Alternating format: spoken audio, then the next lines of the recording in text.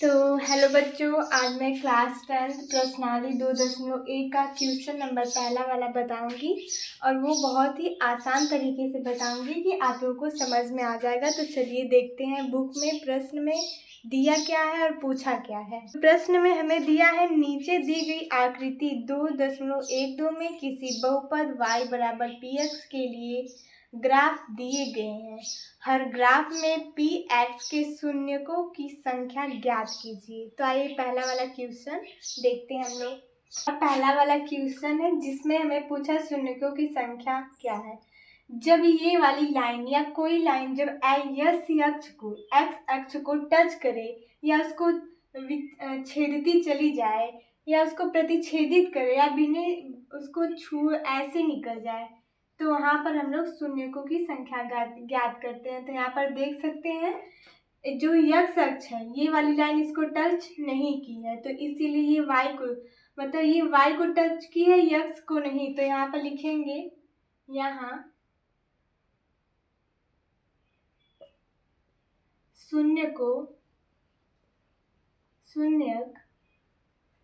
यहाँ शून्यकों की संख्या 0 है क्योंकि ये जो रेखा है वो यक्स अक्ष को प्रतिच्छेदित नहीं है की है, क्योंकि ग्राफ यक्स अक्ष पर नहीं प्रतिच्छेदित करता है।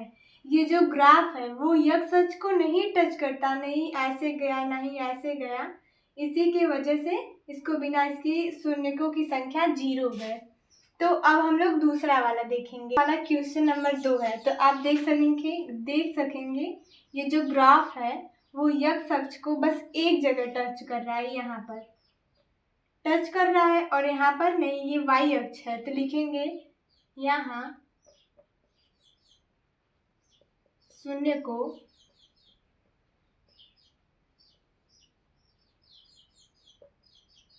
की संख्या 1 है क्योंकि ग्राफ यक्स अक्ष को एक बिंदु पर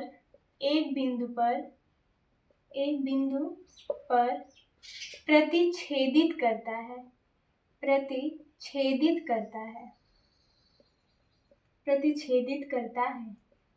यहाँ पर बस एक जगह मतलब यक्स अक्ष को टच किया तो यहाँ शून्यकों की संख्या 1 हो गई, क्योंकि ग्राफ एक्स अक्ष को एक बिंदु पर प्रतिच्छेदित करते हुए जाता है। देखिए यहाँ पर बस काट रहा है। अब हम लोग तीसरा देखेंगे। हमारा हो गया क्वेश्चन नंबर तीसरा। आप यहाँ पर देखेंगे कि यहाँ पर 3 नहीं, यहाँ पर 2 नहीं, यहाँ पर 3 रहेगा। तो ये अब यहाँ पर देखेंगे कि ये जो यक्स अक्ष है ये ग्राफ कितनी बार उसको टच कर रहा है। तो आप देखेंगे यहाँ पर 1, यहाँ पर 2। अगर वो वाई अक्ष पर टच कर रहा है तो उससे हमें मतलब नहीं है। यक्स अक्ष पर जब तक टच ना करे तब वही शून्यकों की संख्या है। तो यहाँ पर 1, 2, 3। तो यहाँ पर लिखेंगे यहाँ शून्यकों की संख्या 3 है क्योंकि ग्राफ यक्स अक्ष को, यहाँ पर गलती 2 लिखा गया, 3 रहेगा। ग्राफ यक्स अक्ष को 3 बिंदु पर प्रतिच्छेदित करता है। यहाँ पर 1, 2, 3 बिंदु पर प्रतिच्छेदित करता है। अब हम लोग चौथा देखेंगे। चौथे वाले में हमें दिया है कि ये वाला सिस्टम यहाँ पर दिया है। तो आप देखेंगे ये जो ग्राफ है वो यक्स अक्ष को कितनी बार टच कर रहा है। तो आप 1, 2 बस 2 बिंदु पर टच कर रहा है। तो आप लोग लिखेंगे यहाँ शून्यकों की संख्या 2 है क्योंकि ग्राफ एक्स अक्ष को 2 बिंदु पर प्रतिच्छेदित करता है, 1 बिंदु 2 बिंदु। अब हम लोग इसी प्रकार 5 वाला क्वेश्चन देखेंगे। हमारा पहले का 5वां है। प्रश्न में दिया है कि ये जो मतलब ये हो गया ग्राफ हो गया। तो यहाँ पर अब आप लोग देखेंगे कि ये जो ग्राफ है इसको हम लोग ग्राफ बोलेंगे। ग्राफ तो सभी को बोलेंगे लेकिन इसको हम लोग लाइन बोलेंगे, रेखा। फिर उसके बाद ये कितनी बार यक्स अक्ष को टच किया है। तो यहाँ पर हमारा 1 हो गया, 2 हो गया, 3, 4।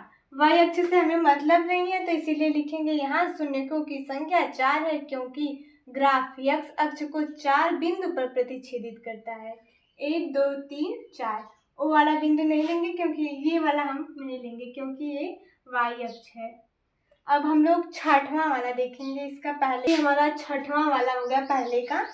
तो आप लोग देखेंगे ये वाली लाइन x अक्ष को कितनी बार टच कर रही है। तो यहाँ पर हमारा 1 हो गया, ये 2, ये 3।